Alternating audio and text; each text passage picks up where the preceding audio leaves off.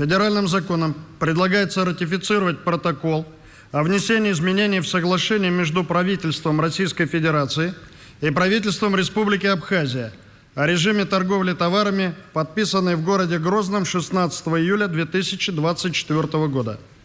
Протоколом предусматривается возможность неприменения вывозных таможенных пошлин на отдельные группы товаров, поставляемые из Российской Федерации в Абхазию.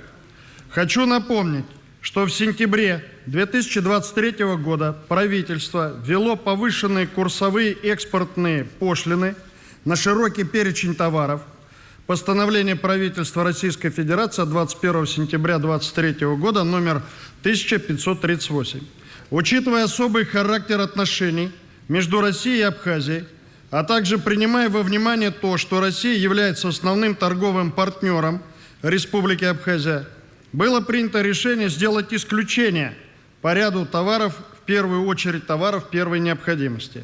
Так, протоколом определены группы товаров, которые будут возиться беспошлинно в согласованных объемах, необходимых для внутреннего потребления в Республике Абхазия.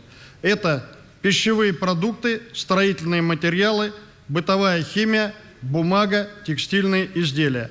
Протокол временно применялся с 27 июля по 31 декабря 2024 года.